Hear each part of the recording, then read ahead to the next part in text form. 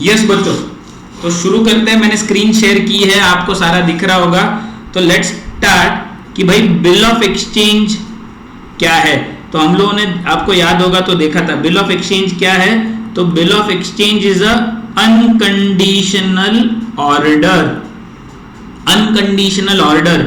फिर promissory note क्या है। तो promissory note is a promise. Bill of exchange कौन किसको देता है। तो bill of exchange, listen carefully, bill of exchange कौन बनाता है, क्रेडिटर बनाता है। Creditor is the drawer. Bill of exchange बनता है डेटर पे, डेटर इज द ड्रॉई।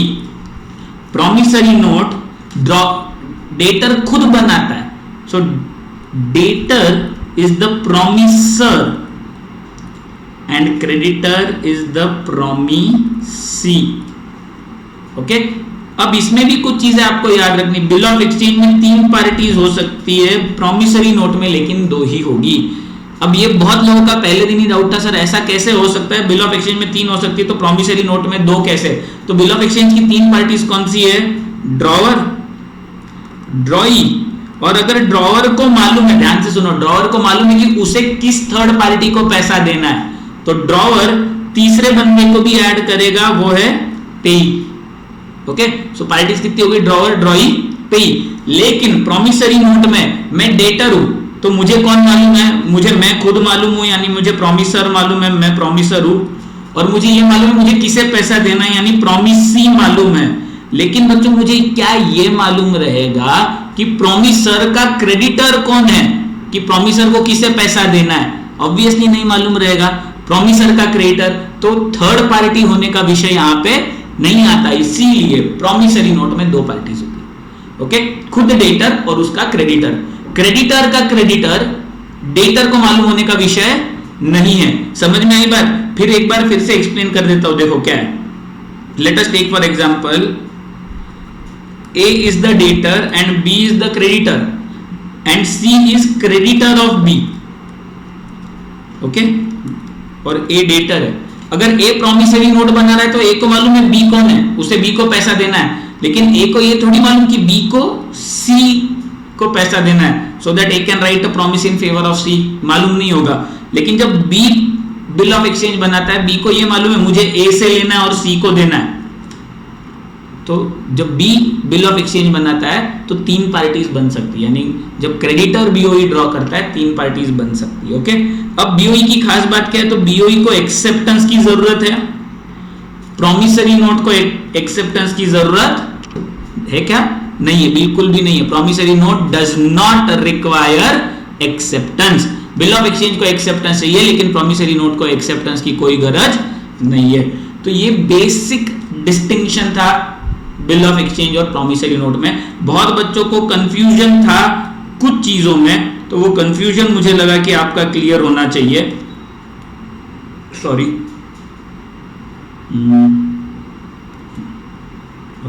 तो ये एक बेसिक कंफ्यूजन का एरिया बहुत लोगों का था।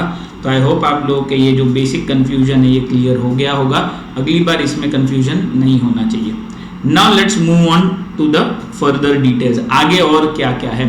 अब बिल ऑफ एक्सचेंज में डेट ऑफ ड्रॉइंग, जब बिल बनता है उस दिन को बोलेंगे डेट ऑफ ड्रॉइंग, और जिस दिन बिल एक्सेप्ट होगा उसको बोलेंगे डेट ऑफ एक्सेप्टेंस। जब तक बिल एक्सेप्ट नहीं होता है that bill is known as a draft, और उसकी वैल्यू क्या है, उसकी वैल्यू है 0। Okay, because it is not a legal instrument. See, creditor ने बिल बना दिया लेकिन जब तक डेटर उसे एक्सेप्ट नहीं करता है उसकी वैलिडिटी 0 है, क्योंकि debtor is not accepting to pay, तो वैल्यू हो गई 0। तो डेट ऑफ ड्राइंग और डेट ऑफ एक्सेप्टेंस मैंने शुरुआत में पढ़ाने का रीजन क्या है, बिल के टाइप्स पे अब हम लोग आते हैं। मैं बाकी अब छोटी छोटी डिटेल्स में नहीं जाऊंगा, उनके लिए आपको मेरे सारे पहले के वीडियोस देखे और आपको सारी चीजें आती है ये अज्यूम कर रहा हूं। ओके, अब बिल के टाइप्स क्या क्या है। तो टाइप्स ऑफ बिल में पहला था आफ्टर डेट बिल।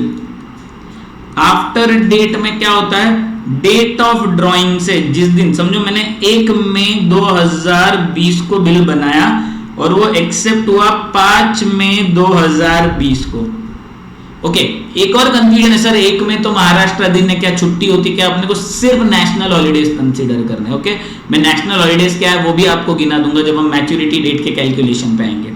तो आफ्टर डेट में 1 मई से कैलकुलेशन शुरू होगा जो भी पीरियड दिया रहेगा। देन दूसरा टाइप है after site. Okay actual rule क्या है मैं आफ्टर साइट का सिखा देता हूं, फाउंडेशन पे आपको वो ध्यान रखना है। 12th पे हम लोग बोलते हैं आफ्टर साइट मतलब कहां से, तो डेट ऑफ एक्सेप्टेंस से पीरियड कैलकुलेट करना है। ये हम 12 लेवल पे पकड़ते हैं कि 5 मई से आप पीरियड कैलकुलेट करो, ये 12 लेवल पे। बट लॉजिक ऐसा है, मेन कंसेप्ट ऐसी है आफ्टर साइट की, the period is calculated from the date when the bill is presented for acceptance. Period is calculated from the date when the bill is presented for acceptance. ध्यान से सुनो, इसका मतलब क्या है कि अब ये पूरी स्टोरी समझाता हूं, एग्जांपल लेके ध्यान से सुनो। ए ने 1 मई को बिल ड्रॉ किया बी पे, बी के पास पहुंचा वो 5 मई को। ओके अब हम जो आफ्टर साइट का 12th का लॉजिक लगाते हैं वो है 5 जिस दिन एक्सेप्ट किया। ओके अब बी अगर होशियार रहेगा ना तो बी क्या करेगा कि जल्दी एक्सेप्ट नहीं करेगा। 5 मई को बिल मिला ना, वो 20 मई को एक्सेप्ट करेगा, 25 मई को एक्सेप्ट करेगा, 1 जून को एक्सेप्ट करेगा, यानी उतना डिलेड पीरियड का कैलकुलेशन शुरू होगा, उतना ज्यादा लेट उसको पेमेंट करना पड़ेगा। ओके तो लॉ क्या बोलता है, अगर समझो उसने एक्सेप्ट 20 मई को किया, पूरा प्रोसेस वापस एक बार सुनो। 1 मई को बिल ड्रॉ किया ए ने, बी के पास लेटर भेजा, 5 मई को पहुंचा वो, उसने एक्सेप्ट 20 मई को किया। हम 12 लेवल पे बोलेंगे सर 20 मई को एक्सेप्ट किया, 20 मई से पीरियड कैलकुलेट होना चाहिए, बट लॉ बोलता है 5 मई से, जिस दिन उसको मिला ना एक्सेप्टेंस के लिए उस दिन से पीरियड कैलकुलेट करना चाहिए। हम 12th में हम अज्यूम करते हैं कि date of presentment for acceptance and date of acceptance are the same. Date of presentment for acceptance and date of acceptance are the same, यानी अगर ये सब में हम 5 मई से पीरियड शुरू कर रहे तो हम अज्यूम कर रहे हैं कि 5 मई को बिल बी के पास पहुंचा और बी ने 5 मई को ही एक्सेप्ट कर लिया, इतना सज्जन है बी। ये 12th पे हम अज्यूम करके चलते, this is an assumption in 12th। Okay so after site का लॉजिक समझा, जिस दिन बिल डेटर को एक्सेप्ट करने के लिए भेजा उस दिन से पीरियड कैलकुलेट होना चाहिए। अब अगला ऑन डिमांड, ऑन साइट या ऑन प्रेजेंटमेंट। अब ये क्या है, ये तीसरा जो टाइप का बिल ऑफ एक्सचेंज है ना, ऑन डिमांड, ऑन साइट या at demand, at sight, at presentment, इसमें क्या होता है कि जिस दिन पैसा मांगा ना उस दिन पेमेंट करना पड़ेगा। जैसे चेक है, चेक की वैलिडिटी कैसे 3 महीने की रहती है, आप वो 90 डेज में कभी भी पैसा मांगो सामने वाले को देना पड़ेगा, डेज ऑफ ग्रेस वगैरह का झमेला नहीं। तो इसमें डेज ऑफ ग्रेस वगैरह का कोई भी झमेला नहीं। आपने मेरे को बिल 1 मई को दिया, मैंने आप डेटर हो, आपने एक्सेप्ट करके 1 मई को दिया, 1 मई से बिल मेरे पास पड़ा हुआ है, मुझे लगा मैं 2 मई को पैसा मांग सकता हूं, मुझे लगा मैं 1 जून को पैसा मांग सकता हूं। ओके अब इसमें सवाल उठता है सर इसकी वैलिडिटी क्या होगी। तो इसकी वैलिडिटी जनरली लिखी जाती है कि कितने पीरियड में मांगा जाएगा पैसा, कितने पीरियड में मांगा जाएगा, वो पीरियड में आप कभी भी मांग सकते हो, आज भी मांगो, या तो उसकी वैलिडिटी 6 महीने तो 6 महीने के अंदर कभी भी मांगो अगर लिखा है तो। नहीं लिखा है तो आपको लॉ में, लॉ ऑफ लिमिटेशंस, जितने फाउंडेशन वाले उनको याद होगा लिमिटेशन एक्ट, तो आप पढ़ो और लॉ ऑफ लिमिटेशन एक्ट के हिसाब से जब अब अपन ये सेशन एंड करेंगे उसके बाद मैं आपसे जवाब मांगूंगा कि कितना पीरियड है, कि क्रेडिट का पीरियड जब तक वो कॉन्ट्रैक्ट वैलिड रहेगा उसके बाद फिर वो इनवैलिड हो जाएगा लॉ ऑफ लिमिटेशन एक्ट के अंडर। तो ये मैं आपसे ये वीडियो के बाद पूछने वाला हूं। ओके तो ये हो गए types of bill. Inland bill, foreign bill भी आपको मालूम है, इंडिया में ड्रॉ किया इंडिया में पेएबल, इनलैंड बिल इंडिया में ड्रॉ किया, बाहर का मतलब दोनों में से एक पार्टी बाहर की है तो वो फॉरेन बिल ऑफ एक्सचेंज। फर्क क्यों है दोनों में, क्या मेन फर्क है? तो अगर इनलैंड बिल डिसऑनर होता है, ध्यान से सुनो, इनलैंड बिल डिसऑनर होता है तो सिर्फ नोटिंग करना पड़ता है, फॉरेन बिल डिसऑनर होता है तो नोटिंग के साथ साथ एक सर्टिफिकेट लेना पड़ता है जो इंटरनेशनल कोर्ट्स में वैलिड होता है, वो है सर्टिफिकेट ऑफ प्रोटेस्ट। ये दोनों में फर्क है बस। तो ये इनलैंड बिल और फॉरेन बिल। अब हम चलते हैं आगे कि भाई ड्यू डेट, बिल की ड्यू डेट कैसे कैलकुलेट की जाती है। अब इसमें भी ना आप लोग को थोड़ा सा कंफ्यूजन था कि नॉमिनल ड्यू डेट और लीगल ड्यू डेट या नॉमिनल मैच्योरिटी डेट और लीगल मैच्योरिटी डेट में क्या फर्क है, तो आप समझ लो क्या है। सी जो जहां से भी डेट से पीरियड कैलकुलेट होने वाला था, डेट प्लस पीरियड, तो ये जो आएगी ना ये होगी नॉमिनल ड्यू डेट। लेकिन लॉ बोलता है भाई जैसे ड्यू डेट आ गई आप तुरंत पैसा मांगोगे तो सामने वाले को कुछ टाइम तो दो पैसे को अरेंज करने के लिए, तो हम उसको देते हैं 3 days ऑफ ग्रेस। मैं इनको डॉग्स बोलता हूं, 3 dogs, 3 days ऑफ ग्रेस। तो ये 3 days ऑफ ग्रेस ऐड करके जो डेट आएगी वो होगी लीगल ड्यू डेट। अब ये जो लीगल ड्यू डेट है इसके कुछ नियम हैं जो कुछ बच्चों को कंफ्यूज किए कर रहे थे, काफी सारे बच्चों के डाउट्स थे। अब देखो ड्यू डेट के रूल क्या है कि अगर ड्यू डेट किसी नेशनल हॉलीडे पे आया तो कौन सा वर्किंग डे लेंगे, तो preceding, fill in the blank में प्रीवियस मत लिखना, प्रीसीडिंग वर्किंग डे।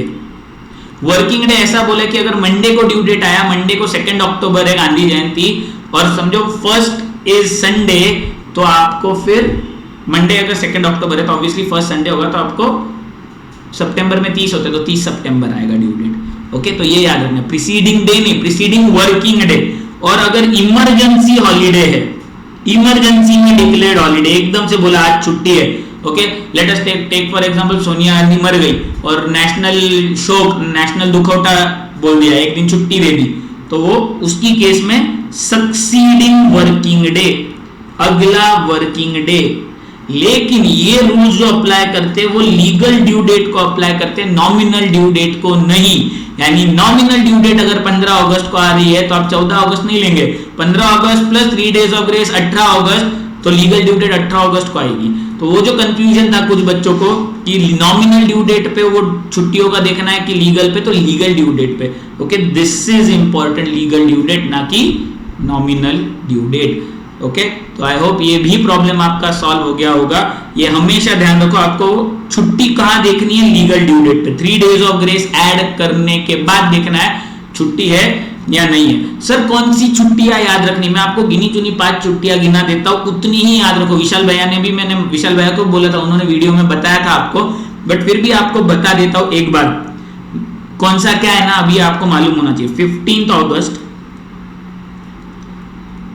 2 अक्टूबर, 26 जैन, ये 3 तो सबको मालूम है। 2 और मैं बता रहा हूं जो बैंक हॉलीडेज होते हैं, एक होता है 30 सितंबर जिसको हम हाफ ईयर एंडिंग बोलते हैं, और एक होता है 1 अप्रैल जिसको हम ईयर एंडिंग बोलते हैं। सर 30 सितंबर फिर 31 मार्च क्यों नहीं होता, 1 अप्रैल क्यों है? क्योंकि बैंक के काम 31 March is year end for everyone, तो बैंक के काम उस दिन ना अगले दिन तक चलते, इसीलिए फिर 1 अप्रैल को छुट्टी लेते हैं। बैंक का रूल ऐसा होता है कि उनको डेली फाइनल अकाउंट्स बनाने पड़ते हैं, तो 31 मार्च का फाइनल अकाउंट और 1 अप्रैल के सुबह तक फाइनल कर लेते हैं। जिनके पेरेंट्स बैंक में रहेंगे उनको कल्पना रहेगी कि 31 मार्च को एक तो बहुत लेट नाइट घर पे आएंगे पेरेंट्स, या तो अगले दिन आएंगे, तो इसीलिए 30 सितंबर हाफ ईयर एंडिंग और 1 अप्रैल। तो ये 5 डेट्स आपको सिर्फ याद रखनी है, इसके अलावा आपको कोई भी डेट 12th लेवल पे आएगी नहीं, दिमाग लगाओ मत। ओके, कैलेंडर लर्न करने की जरूरत नहीं है। सिर्फ ड्यू डेट कैलकुलेशन में कुछ गलतियां होती है, बच्चे लीप ईयर को कैलकुलेट करना भूल जाते हैं। भाई लीप ईयर क्या होता है, तो ये आपको सबको मालूम है, फरवरी में 29 दिन गिनने आपको। तो ये यानी अगर समझो, let us take for example कि 2015 के दिसंबर में बिल ड्रॉ किया है और आपको बोला है कि 90 दिन है, तो आप 2015 के दिसंबर के समझो जो बचे हुए दिन है वो ले लोगे, जैन लोगे 2016 का जनवरी, फरवरी जब 2016 की लोगे तो 2016 लीप ईयर है, तो आपको 29 डेज गिनने हैं ना कि 28। तो डेज में गिनते हो, कि झमेला कब होता है, डेज में गिनते हो।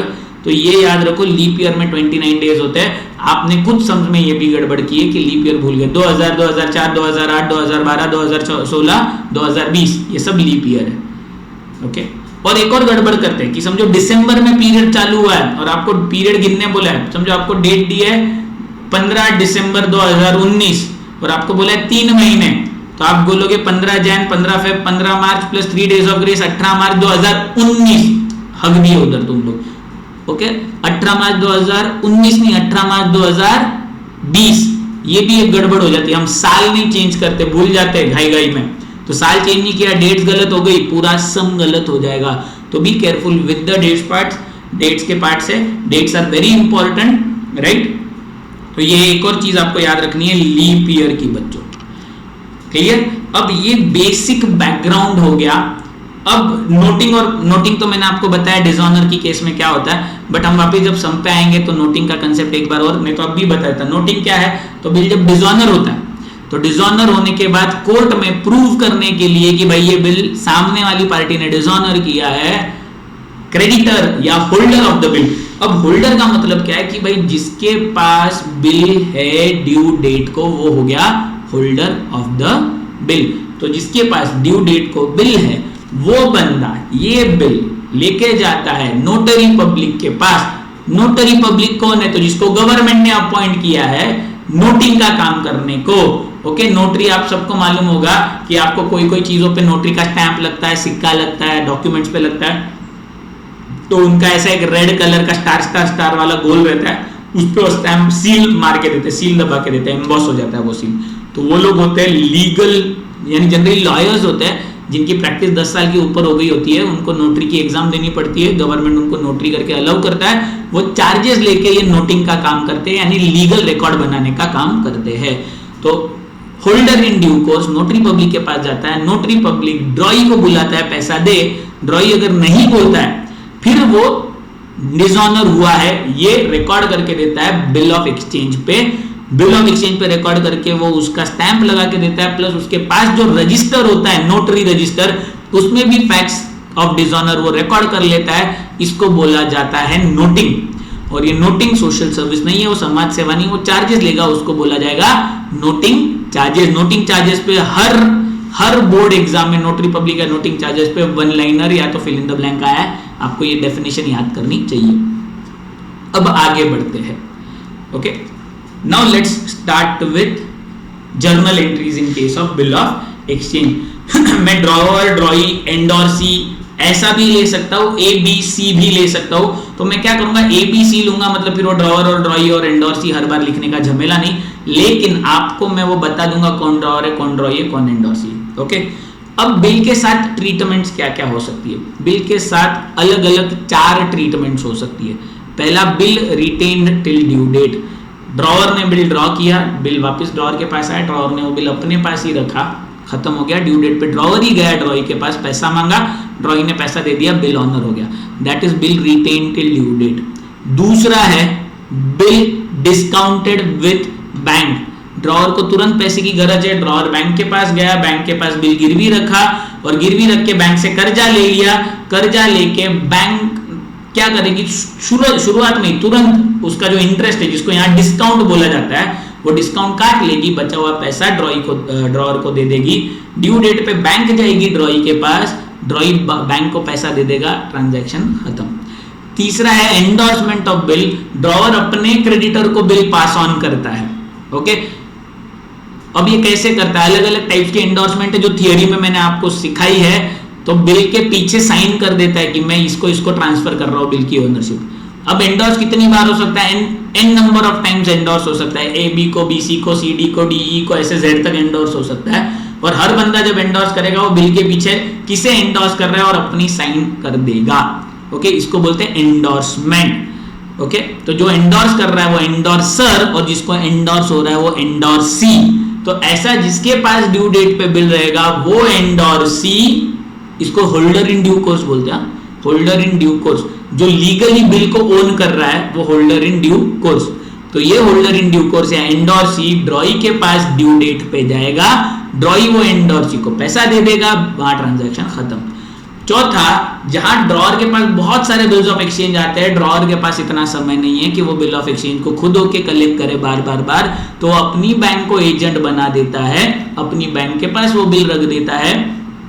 सी, यहां पे bank is the agent of the drawer, bank is the agent of the drawer. तो बिल वो बैंक के पास रहेगा, बैंक एजेंट रहेगी, बैंक ड्यू डेट पे ड्रॉई के पास जाके पैसा कलेक्ट कर लेगी, सारा ड्यू डेट कैलकुलेशन सब काम बैंक करेगी, सिर्फ यहां पैसा बैंक में जमा होगा। और बैंक सोशल सर्विस नहीं कर रही, बैंक ये एजेंसी के लिए कमीशन या तो चार्जेस चार्ज करेगी, वो जो दोनों पार्टीज में रहेगा उस हिसाब से। बट यहाँ पे ओनर, बिल का ओनर ड्रॉवर ही है। ओके, ये मेन चीज है। तो ये 4 अलग अलग ट्रीटमेंट्स है बिल्स ऑफ एक्सचेंज के। तो मैं एक ही जगह पे सारे के सारे ट्रीटमेंट्स आपको तुरंत पढ़ाने वाला हूं। ड्रॉवर, ड्रॉई। ओके, अब ड्रॉवर मतलब क्या, तो ये क्रेडिटर है, ड्रॉवर इज द क्रेडिटर, बराबर ना, and drawee is the debtor. Fill in the blanks में आता है the relationship between drawer and drawee is creditor and debtor. और अगर उल्टा पूछा the relationship between drawee and drawer is debtor and creditor. Okay, drawer drawee, creditor debtor, drawee drawer, debtor creditor. याद रखना, fill in the blanks में बहुत important है, आता है ये सब भी। इवन द रिलेशनशिप बिटवीन पेई एंड ड्रॉवर, पेई एंड ड्रॉवर, तो पेई is creditor of drawer. Okay, ये सब चीजें आपको याद रखनी है। अब ड्रॉवर समझो, let us take for example A है और ड्रॉई बी है। ए ने बी को गुड्स बेचे, यानी ड्रॉवर ने ड्रॉई को गुड्स बेचे, एंट्री होगी यहाँ पे B account debit to sales. मैं रूल्स आपको बता दे रहा हूं एंट्रीज के, आपको रूल्स याद रखने। B personal receiver debit, sales nominal income credit, और रियल ट्रीट किया तो sales real goes out credit. Okay, अब बी एंट्री क्या करेगा जर्नल ऑफ बी में, बी बोलेगा भाई purchases real comes in debit, या तो purchases nominal expense debit to A personal giver credit. अब कौन किस पे बिल ड्रॉ करेगा, ए बी पे बिल ड्रॉ करेगा। बहुत लोगों को सवाल है सर प्रॉमिसरी नोट में क्या होगा, entries remain the same. Entries में कोई फर्क नहीं पड़ता, कोई भी किस पे भी ड्रॉ करो। सी, ए के लिए it is going to remain bill receivable, B के लिए it is going to remain bills payable. A को पैसा मिलने वाला है इसीलिए ए के लिए बिल रिसीवेबल, तो ए एंट्री करेगा जब बिल एक्सेप्ट होके मिलेगा, bill receivable to B, bill receivable real comes in debit, B personal giver credit. और बी क्या एंट्री करेगा, बी बोलेगा भाई मैंने बिल पेबल दिया है, A personal receiver debit to bills payable real goes out credit. Okay, अब ये हम पहली केस की बात करेंगे, bill retain till due date. Okay, हम किस चीज की बात करेंगे यहाँ पे, bill retain till due date में बिल रिटेन्ड है और बिल ऑनर हो गया तो एंट्री क्या आएगी, तो सिंपल एंट्री आएगी।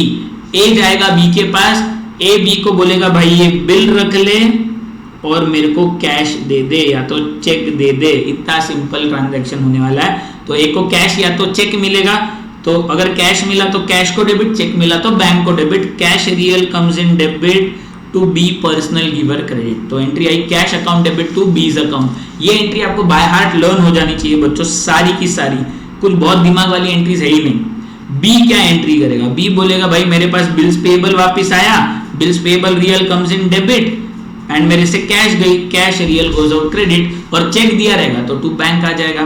तो ये हो गया बिल रिटेन एंड ऑनर। अब बिल रिटेन हुआ लेकिन डिसऑनर हो गया। अब मैं ये एंट्री पूरी बताने की पहले मैं इसकी जो इसके पीछे का लॉजिक है वो बताऊंगा, फिर मैं आपको कंबाइंड एंट्री करके बताऊंगा। ओके, सी कोई भी चेक हो या बिल हो, जब डिसऑनर होता है तो ओरिजिनल एंट्री हो जाती है रिवर्स।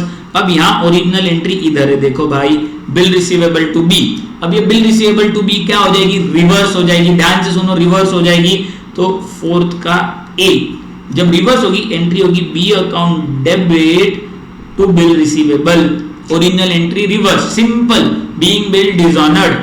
अब ए के बुक्स में ये है ओरिजिनल एंट्री बिल मिलने की, तो ए के बुक्स में एंट्री क्या होगी, 4 का ए, सॉरी बी के बुक्स में, I made a mistake, B के बुक्स में एंट्री क्या होगी, तो बी बोलेगा ओरिजिनल एंट्री रिवर्स, तो बिल्स पेएबल टू ए, ये हो गई नॉर्मल बिल डिसऑनर की एंट्री। लेकिन सर अगर नोटिंग चार्जेस पे हुए, बहुत लोग ना नोटिंग चार्जेस की एंट्री में झमेला करते, गड़बड़ करते। सी नोटिंग चार्जेस है क्या, कौन पे कर रहा है, तो नोटिंग चार्जेस होल्डर पे करता है। यहाँ होल्डर कौन है, ए होल्डर है, रिटेन्ड है ना बिल, ए होल्डर है। अब ध्यान से समझो, ए पे कर रहा है लेकिन ये खर्चा ए का है क्या, ए भले ही पे कर रहा है और रिकवर किससे करने वाला है, बी से रिकवर करने वाला है। यानी ड्रॉवर पे कर रहा है लेकिन रिकवर होने वाला है ड्रॉई से। ड्रॉवर पे कर रहा है, रिकवर होने वाला है ड्रॉई से। तो ड्रॉवर क्या बोलेगा भाई, ये जो मैं नोटिंग चार्जेस का पैसा कैश भर रहा हूं, मैं ये ड्रॉई के बिहाफ पे भर रहा हूं। ड्रॉवर बोलेगा ये जो पैसा मैं भर रहा हूं ये मैं ड्रॉई के बिहाफ पे भर रहा हूं, ड्रॉई मेरा ये पैसे के लिए भी डेटर बन गया। जो नोटिंग चार्जेस में भर रहा हूं उसकी गलती की वजह से डिसऑनर हुआ ना, तो वही बेयर करेगा। तो ये पैसा मैं उसके लिए भर रहा हूं, मैं उससे रिकवर करने वाला हूं, वो मेरा डेटर बन गया। तो यहाँ पे व्हाट इज पेड, ध्यान से सुनो, व्हाट हूं बता रहा हूं इन केस ऑफ ड्रॉवर, ध्यान से सुनो ये क्या आएगा, what is paid cash, how, credit, on, for हुम, किसके लिए पे किया भाई तूने, हमने पे किया है बी के लिए यानी ड्रॉई के लिए। What cash, how, credit, whom, B. तो एंट्री बनेगी, अब दो अकाउंट आ गए cash and B, B personal receiver of benefit debit, cash real goes out credit. तो एंट्री बनी B account debit to cash account, ये एंट्री बनी नोटिंग चार्जेस की। Okay, B account debit to cash account, B personal receiver debit, cash real goes out credit. Sir B को पैसा नहीं दिया, B is the receiver of benefit, पैसा तो notary public को दिया लेकिन बी के बिहाफ पे दिया, तो B becomes receiver of benefit. अब ए क्या बोलेगा, ए बोलेगा भाई मेरे लिए नोटिंग, सॉरी बी क्या बोलेगा, माय मिस्टेक, बी क्या बोलेगा यानी ड्रॉई क्या बोलेगा, तो ड्रॉई बोलेगा भाई मेरे लिए नोटिंग चार्जेस पे किए लेकिन वो पे ए ने यानी ड्रॉवर ने किए, मेरे लिए नोटिंग चार्जेस पे किए लेकिन ड्रॉवर ने किए। व्हाट इज पेड, व्हाट हूं, ध्यान से सुनो, what is paid noting charges, how, मैं तो नहीं पे कर रहा हूं ना, क्रेडिट, और किसने भरे, ड्रॉवर ने यानी ए ने भरे। What noting charges, how, credit, whom, किसने भरे, ड्रॉवर ने भरे। तो नोटिंग चार्जेस एंड ड्रॉवर यानी नोटिंग चार्जेस एंड ए, ये दो अकाउंट यहां पे बन गए। Noting charges A, noting charges nominal मेरा खर्चा है debit, noting charges nominal expense debit to A personal giver, A भर रहा है ना तो ए पर्सनल गिवर क्रेडिट यानी ड्रॉवर पर्सनल गिवर क्रेडिट। अब हम क्या करते हैं दोस्तों, हम इन दो एंट्रीज को कंबाइन करके लिखते हैं। तो इसीलिए कंबाइंड एक्चुअल एंट्री जो डिसऑनर की होती है, बिल रिटेन्ड एंड डिसऑनर की, वो होती है B account debit to bill receivable to cash. Okay, यानी अगर 10,000 का बिल है तो bill receivable 10,000, cash 100, noting charges की बी को आएगा 10,000 100। ओके, ये नोटिंग चार्जेस। और बी के बुक्स में, ड्रॉई के बुक्स में ये यूनिवर्सल एंट्री है, ड्रॉई के बुक्स में एक ही एंट्री आती है, ध्यान से सुनो, ड्रॉई के बुक्स में एंट्री आएगी bills payable account debit, noting charges account debit to A यानी to drawer, bills payable noting charges to drawer. Okay, तो यहाँ बिल रिटेन्ड वाला ऑनर हुआ और यहाँ बिल रिटेन्ड वाला डिसऑनर हुआ। ओके, अब हम आगे, ये मैं यहाँ एक काम करता हूँ, यहाँ लिखने के लिए ना मैं नरेशन में लिखता हूँ, यहाँ पे बिल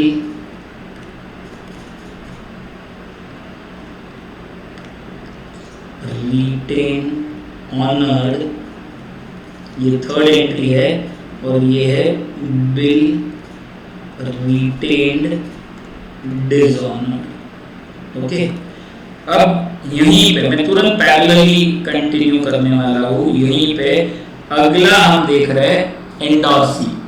अब सर एंडोर्सी माने कौन, तो वो बंदा जिसको बिल एंडोर्स किया गया है। मैं डिस्काउंटिंग की एंट्री बाद में लूंगा, एंडोर्समेंट की एंट्री पहले ले रहा हूँ, चलेगा। तो एंडोर्सी, सॉरी एंडोर्समेंट ना लिखे, एंडोर्सी मतलब कौन भाई, जिसको बिल दिया गया है, he is the creditor of the drawer. अब इसका नाम ले लेते हैं अपन C, he is the creditor of the drawer. पहली दो एंट्री तो होने ही वाली है वो, लेकिन ड्रॉवर ड्रॉई के बुक्स में होगी। जब एंडोर्सी को बिल एंडोर्स होगा, जब एंडोर्सी को बिल एंडोर्स होगा तब एंट्री क्या होगी, let us have a look at it. तो ये एंट्रीज में we just leave these entries, हम डायरेक्टली, उनका कोई संबंध नहीं है, यहाँ पे ये खत्म हो गया। Let's move on. ए के बुक्स में एंडोर्समेंट की एंट्री क्या होगी, पहली दो एंट्री सेम रहेगी, बिल गुड्स बेचे और बिल एक्सेप्ट हुआ, थर्ड एंट्री से आगे चलते हैं। तो ए बोलेगा भाई मैंने बिल पास ऑन किया एंडोर्सी को, तो C account debit to bill receivable being bill endorsed, C personal receiver debit, bill receivable real goes out credit. B बोलेगा भाई मेरा कोई संबंध नहीं है, तू उधर झक मार, मैं थोड़ी कुछ लेना देना है, मैं नहीं एंट्री करने वाला। ए और सी का ट्रांजैक्शन है तो ड्रॉई का कोई लेना देना नहीं है। अब एंडोर्सी, हम यहाँ एंडोर्सी हैं, एंडोर्सी क्या बोलेगा भाई मेरे को बिल रिसीवेबल मिला है और किससे मिला है, मुझे ए से मिला है। Bill receivable real comes in debit, A personal giver credit. Sir अब कंफ्यूजन की जरूरत है, सर सी के लिए भी बिल रिसीवेबल और ए के लिए भी बिल रिसीवेबल, यानी ड्रॉवर के लिए भी बिल रिसीवेबल, एंडोर्सी के लिए भी बिल रिसीवेबल, ऐसा हो सकता है? बिल्कुल, क्योंकि सी इन दोनों को इसका पैसा मिलने ही वाला है। अगर सी को मिल गया तो टेंशन नहीं, सी को नहीं मिला तो ए को मिलेगा, तो रिलेशनशिप डोंट चेंज, तो ये हमेशा बिल रिसीवेबल ही रहेगा। अब अगर ड्यू डेट पे एंडोर्स्ड बिल ऑनर हो गया, तो एंडोर्स्ड बिल ऑनर हो गया तो एंट्री क्या होगी, फोर्थ। अब ये ऑनरिंग की एंट्री ले रहे हैं हम लोग, क्या होगी, तो पैसा किसको मिलने वाला है, ये ड्यू डेट पे क्या होगा, देखो सी जाएगा बी के पास, यहाँ ये बी है, ये सी है, ये ए है, सी जाएगा बी के पास, बोलेगा भाई ये बिल रख ले,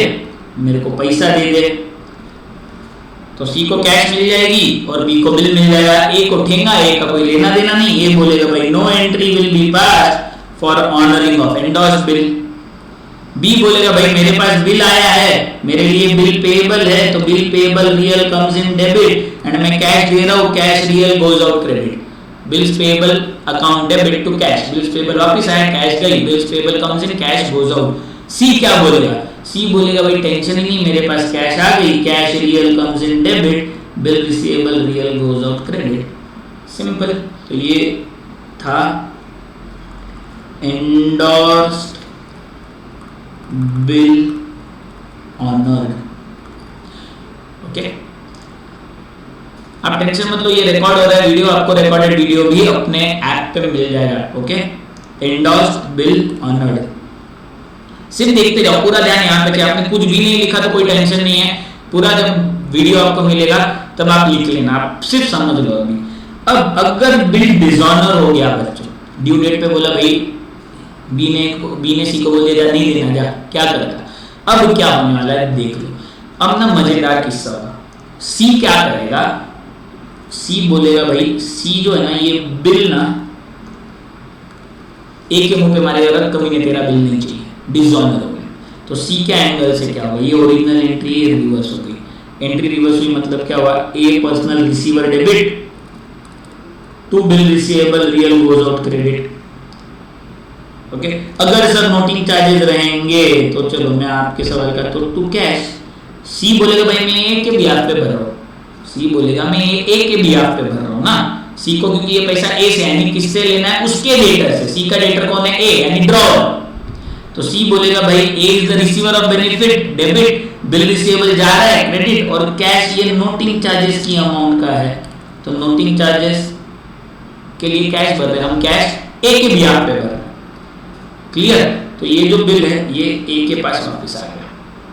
अब ए क्या करेगा, जैसे ये बिल आएगा इसकी कॉपी वो जाके बी के मुंह पे मारेगा, भाई इधर तेरा बिल डिसऑनर हो गया। ओके, नहीं, अब ऐसी केस में एक पहले ये लॉजिक से समझा था, फिर एक और लॉजिक बताऊंगा। तो ए के एंगल से सोचो कि भाई वो बिल मार रहा है बी के मुंह पे, तो बी हो गया रिसीवर और उसको सी से ये बिल मिल रहा है, तो सी हो गया गिवर, बराबर ना, debit the receiver credit the giver, तो वो एंट्री करेगा B account debit to C account. B personal receiver काय का, बेनिफिट का, बेनिफिट काय का, सी ए लॉस बेयर कर रहा है, अगर सी लॉस बेयर कर रहा है जो वो ए को पास ऑन कर रहा है, और ये दोनों किसके बिहाफ पे बेयर कर रहे हैं, ये लॉस बी के बिहाफ पे बेयर कर रहे हैं, तो B is the receiver of benefit क्योंकि उसका लॉस ये लोग बेयर कर रहे हैं, and C is the giver of benefit क्योंकि ये मोमेंट पे लॉस सी ने बेयर किया है, तो C is the giver of benefit and B is the receiver of benefit. Okay, लेकिन कुछ बच्चों को लगता है सर इससे कैसे, आपको इसका ना और एक लॉजिक बता रहा हूं। ओके, ये इंटरेस्टिंग लॉजिक है,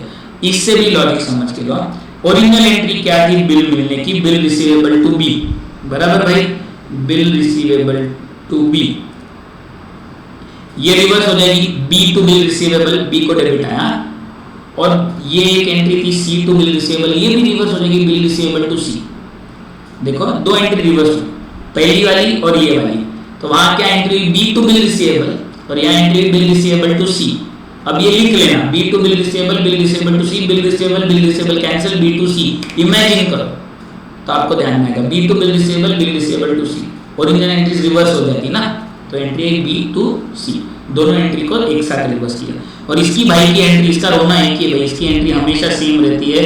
ये बोलेगा भाई मेरा तो काम ए से लेना देना है, ए डेटर है, बाकी सब गए तेल लेने, तो ए क्रेडिटर है या ड्रॉअर है, बाकी सब गए तेल लेने, तो A personal bills payable real comes in debit, noting charges उसका खर्चा है debit, to A personal giver of benefit credit, A is the giver of benefit. तो ये था एंडोर्स्ड बिल डिसऑनर्ड। ओके, मैं रट्टा माराना है तो मैं आपको बता सकता हूँ, इधर ही नोटिंग चार्जेस आ रहे, इधर आ रहे, इधर नोटिंग चार्जेस नहीं आ रहे, लेकिन रट्टा मत मारो। This B2C is including noting charges, noting charges और पर जो प्रिंसिपल है वो दोनों मिलके ये अमाउंट है B2C। एंट्रीज के रट्टे मत मारो, एंट्रीज समझो बच्चों। ओके, अब ये हो गई हमारी एंडोर्समेंट की एंट्री। अब हम चलते हैं भाई डिस्काउंटिंग की तरफ। अगर बिल डिस्काउंट किया है तो क्या होगा, पहली दो एंट्री वापस सेम रहेगी, परचेज सेल की एंट्री सेम रहेगी, बिल मिलने की एंट्री सेम रहेगी। हम फिर से ए और बी के बुक्स में क्या एंट्रीज होने वाली है वो देखते हैं। ए जब बैंक के पास जाएगा बिल को गिरवी रखा, थर्ड एंट्री सॉरी, ए जब बैंक के पास जाएगा, बैंक के पास बिल गिरवी रखेगा, ए बैंक को बोलेगा भाई मेरे को कर्जा चाहिए, ये बिल आप गिरवी रखो, मेरे को कर्जा दे दो। तो बैंक बोलेगी ठीक है, इस पर हम इंटरेस्ट काट रहे हैं, जो इंटरेस्ट कटेगा उसको बोलते हैं डिस्काउंट, जो इंटरेस्ट कटेगा उसको बोलते हैं डिस्काउंट। तो ए को पैसा मिलेगा, अगर कैश मिला तो कैश को डेबिट आएगा, अकाउंट में जमा हुआ तो बैंक को डेबिट होगा। कैश और बैंक अकाउंट डेबिट, यहाँ पे डिस्काउंट अकाउंट डेबिट, क्योंकि ए के लिए ये लॉस है। टू ए ये बिल रिसीवेबल बैंक के पास गिरवी रख रहा है, ए ये बिल रिसीवेबल बैंक को दे रहा है, बोल रहा है आप गिरवी रखो, आपके पास रखो, तो bill receivable real goes out credit, cash पैसा आ रहा है, नोट डिस्काउंट ये लॉस है एंड बिल रिसीवेबल जा रहा है। अब ये जो डिस्काउंट है ये कौन से पीरियड के लिए कैलकुलेट होता है, तो बहुत बच्चों को ये पीरियड में गड़बड़ होती है, उसको बोलते हैं अनएक्सपायर्ड पीरियड। मतलब कौन सा पीरियड, बचा हुआ पीरियड। बिल 3 महीने का है, आपने तुरंत डिस्काउंट किया तो 3 महीने का डिस्काउंट लेगा। 3 महीने का है, 1 महीने बाद डिस्काउंट किया तो 2 महीने का डिस्काउंट लेगा। 3 महीने का बिल है, 1 महीने बाद डिस्काउंट किया तो बचे 2 महीने। जो बचा हुआ पीरियड है उसमें भी बच्चे ना बहुत कंफ्यूजन करके लेते खुद को, सर डेज ऑफ ग्रेस पकड़े नहीं पकड़े, वो 3 दिन के लिए कुछ सोचने का नहीं। ओके, 3 दिन के लिए कुछ भी नहीं सोचने का, ठीक है, तो ये याद रखो। अब बी क्या बोलेगा, भाई मेरा तो कोई लेना देना नहीं है, तू बिल के साथ कुछ भी कर, मैं एंट्री पास नहीं करूंगा। तो बी बोलेगा no entry will be passed for discounting of bill. अब फटाक से आगे चलते हैं, अगर ड्यू डेट पे बिल ऑनर हो गया तो पैसा लेने बैंक जाएगी, बैंक को पैसा मिलेगा, बी पैसा देगा, ए बोलेगा भाई तू झक मार, मेरे को तो कुछ मिल नहीं रहा है, नो एंट्री। बी बोलेगा मेरे पास बिल पेएबल आ गया और मेरे से कैश चली गई, बिल पेएबल टू कैश। कुछ लोगों को टेंशन होता है, सर ये जो डिस्काउंट है ना, बहुत लोगों को ना ए से बहुत प्यार है, मेरे को मालूम नहीं क्या है ए के अंदर ऐसा, तो वो लोग बोलते हैं सर ये जो डिस्काउंट की अमाउंट है ना, ये ए ने क्यों बेयर करनी, बी ने बेयर करनी। उसका आपको सोल्यूशन है, उसका एक बात ध्यान में लो, ए ने बी को उधार दे दिया, उधार दे के उतना थोड़ा सा सी, हमेशा देखो क्रेडिट की प्राइस ज्यादा होती है, कैश की प्राइस कम होती है, तो थोड़ा ज्यादा भाव पे ही बेचा है, यानी उसने उसका प्रॉफिट ऐड करके ही बेचा एक्स्ट्रा क्रेडिट पीरियड के हिसाब से। फिर अब अगर उसको तुरंत पैसा चाहिए तो वो उसका हेडेक है, ड्रॉई का हेडेक है, डेटर का हेडेक नहीं है। तो जो भी लॉस होगा ये ड्रॉअर बेयर करेगा, ना कि ड्रॉई।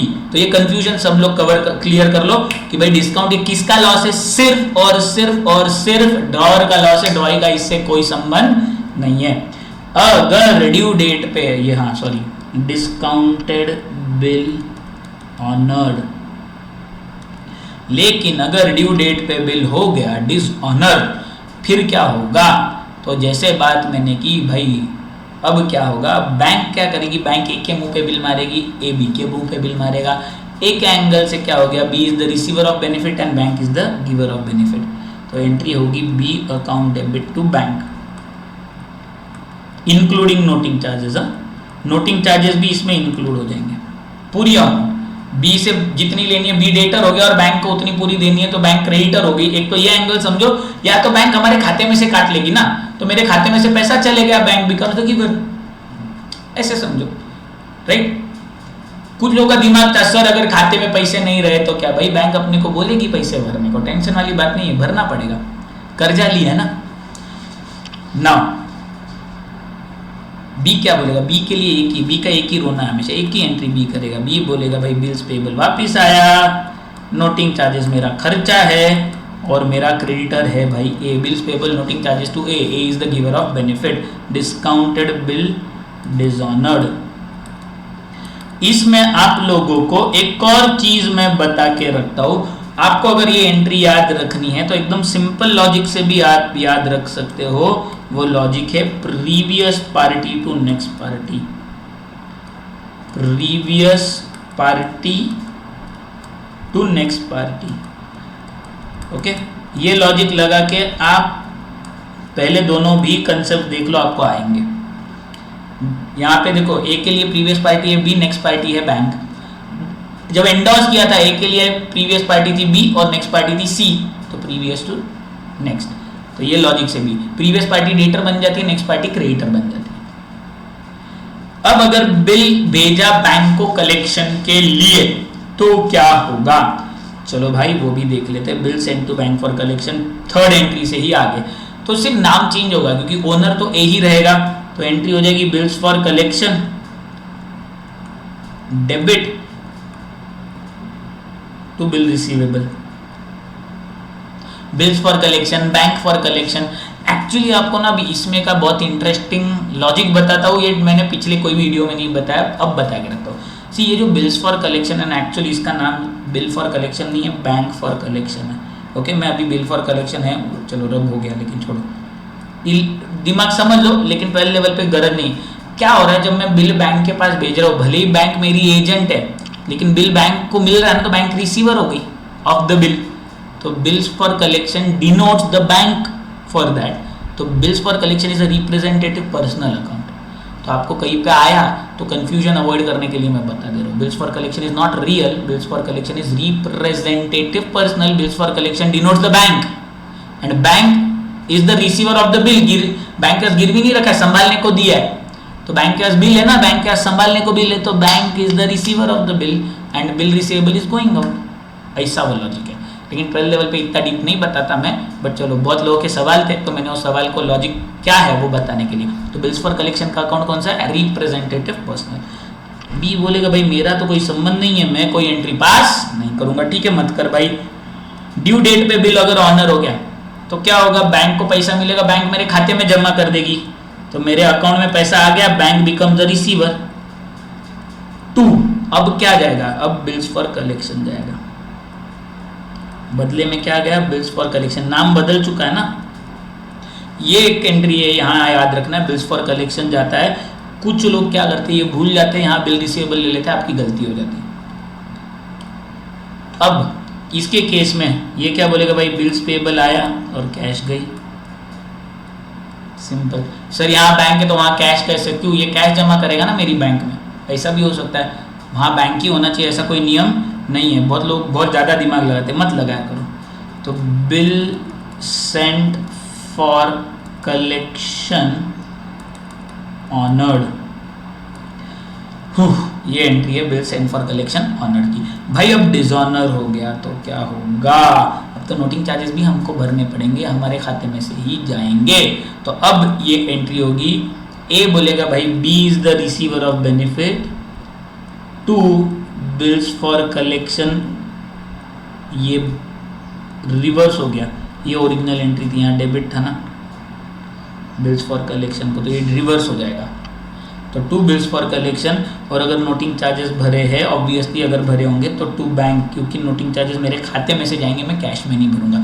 अब नोटिंग मेरे लिए मेरी बैंक ही करा देगी, मेरी बैंक ही मेरे ये सारे काम करा देगी, तो बैंक खाते में से ही पे करेगी, मुझसे कैश लेके पे नहीं करेगी, तो मेरे अकाउंट से पैसा जा रहा है, तो ये नोटिंग चार्जेस के लिए।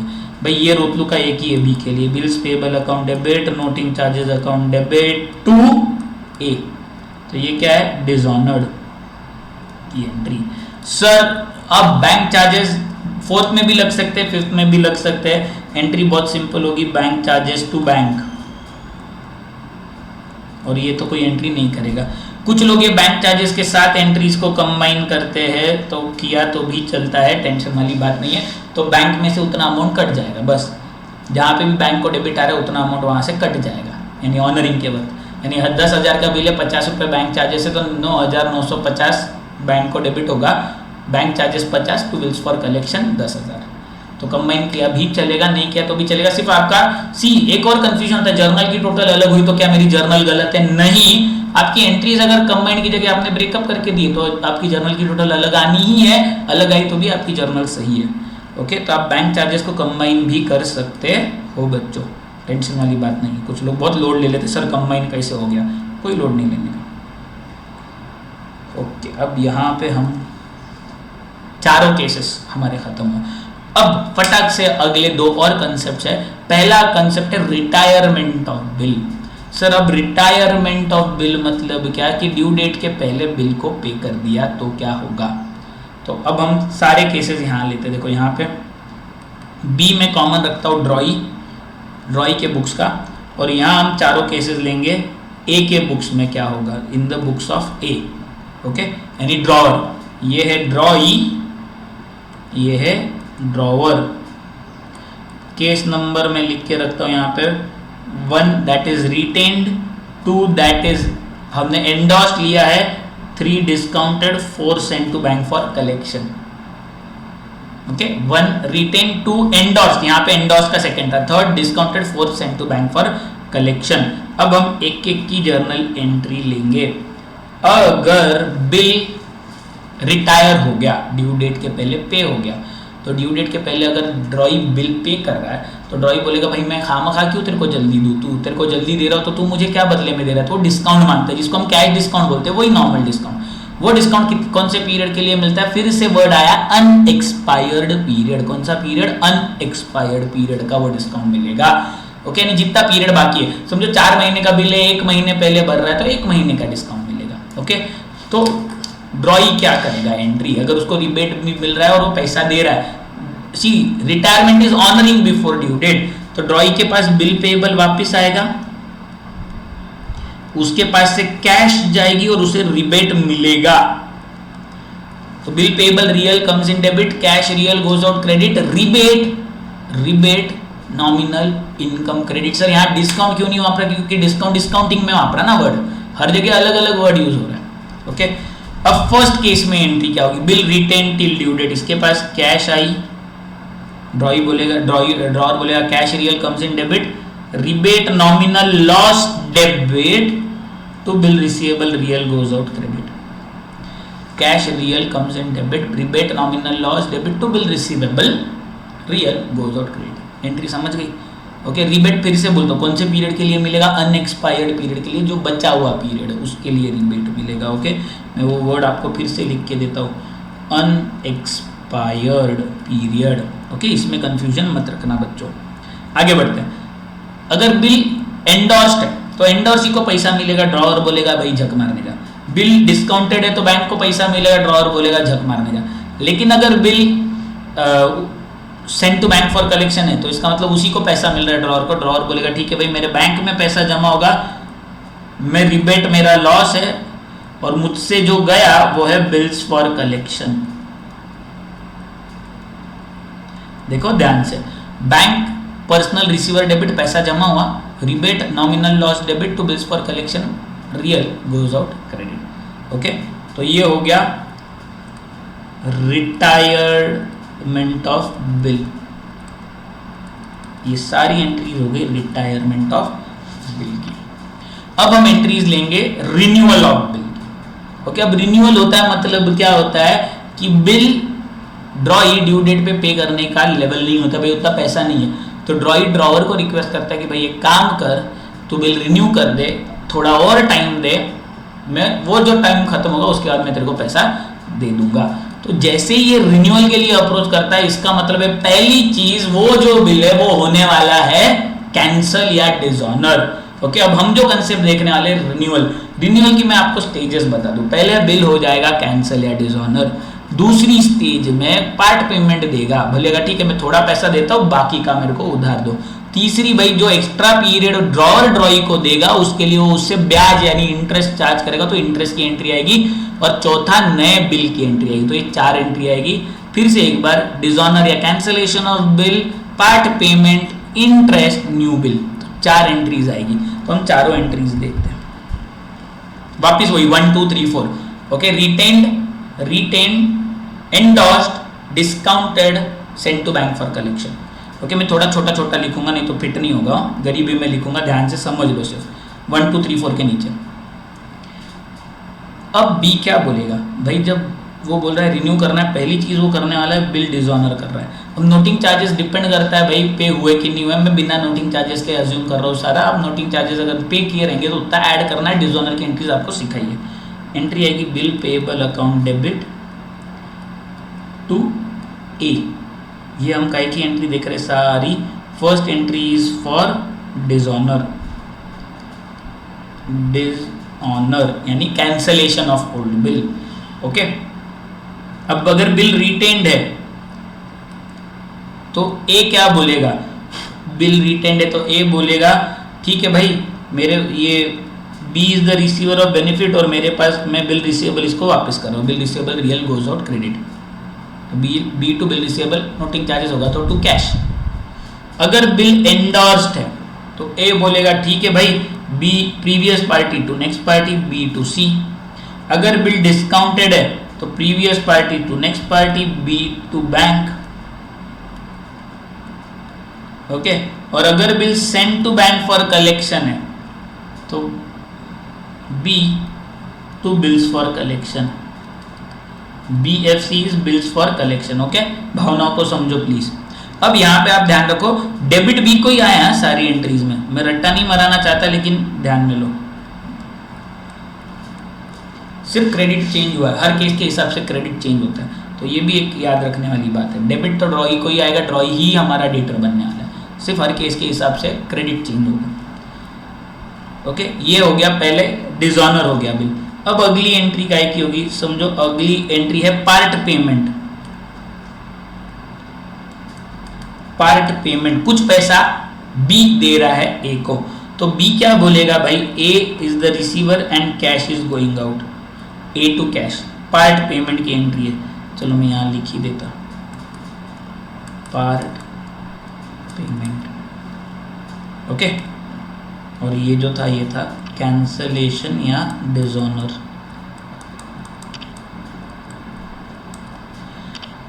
अब पार्ट पेमेंट में ए क्या बोलेगा भाई मेरे को कैश मिली और किसने दी, ये ए ने दी, बी ने दी।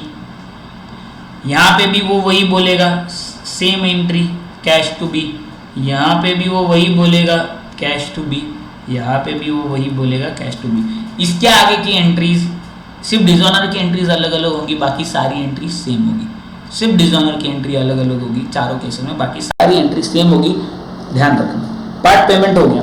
अब आया भाई इंटरेस्ट। इंटरेस्ट में 2 चीजें हो सकती है, एक तो कैश में मिल सकता है, एक तो ड्यू हो सकता है। इसमें टेक्स्ट बुक ने थोड़ा सा चेंज किया है कि वो पहले ड्यू कर रहे फिर कैश में ले रहे हैं। सी दोनों लॉजिक सही है, मैं जो सिखा रहा हूँ वो भी सही है, टेक्स्ट बुक का भी सही है, लेकिन लॉजिकली जब कोई चीज़ कैश में मिल रही है तो उसको ड्यू करने की गरज नहीं होती, ये लॉजिक है। आप फाउंडेशन में पढ़ोगे तो आपको ये कंफ्यूजन नहीं मिलेगा। तो 12th पे भी हम लोग ये फॉलो करेंगे, कैश में अलग करेंगे, ड्यू करने की अलग करेंगे।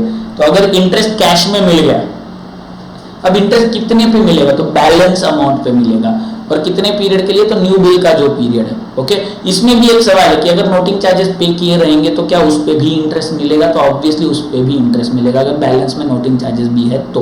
ओके, यानी 10,000 का बिल है, 200 रुपये नोटिंग चार्जेस, 10,200 पे इंटरेस्ट कैलकुलेट होने चाहिए, ना कि 10,000 पे, ये याद रखो बच्चों। Okay, there has been a mistake in one of the sums, वो मुझे याद आया एकदम से। Now let's move on. तो इंटरेस्ट की एंट्री कैश में मिलने पे क्या होगी, 3 का मैं ए लिखता हूँ, तो बी बोलेगा भाई इंटरेस्ट मेरा खर्चा है, इंटरेस्ट नॉमिनल एक्सपेंस डेबिट और मुझसे कैश गई। ए बोलेगा भाई मेरे पास कैश आई, cash real comes in debit and interest is my income. Okay, और बाकी सारी केसेस में सेम एंट्री होगी, तो इंटरेस्ट रिसीव्ड इन कैश। ठीक है, अगर इंटरेस्ट ड्यू हुआ तो एंट्री क्या होगी? तो इंटरेस्ट तो खर्चा बी के लिए वैसे भी खर्चा रहेगा, और ये किसको देने वाला है? बी को। Interest to B. आप सोचोगे sir B is the receiver, नहीं, B is the giver of, B नहीं sorry A, my mistake, B नहीं, ए आएगा। ए को क्रेडिट क्यों दे रहा है? तो A is the giver of credit. Interest खर्चा है लेकिन हम ए को क्यों दे रहे हैं? क्योंकि ए ने हमें कर्जा दिया है।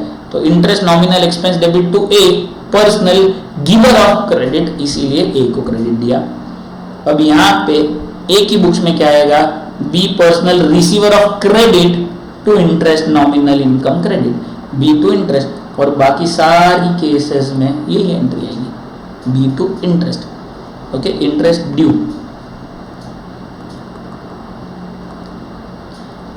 अब नए बिल की एंट्री आएगी। नए बिल में अगर इंटरेस्ट ड्यू किया रहेगा तो ऐड होगा, इंटरेस्ट कैश में मिल गया होगा तो ऐड नहीं होगा। बी एंट्री करेगा A to bills payable, A is receiver and bills payable goes out, A to bills payable, और बी एंट्री करेगा, सॉरी ए एंट्री करेगा बिल रिसीवेबल टू बी।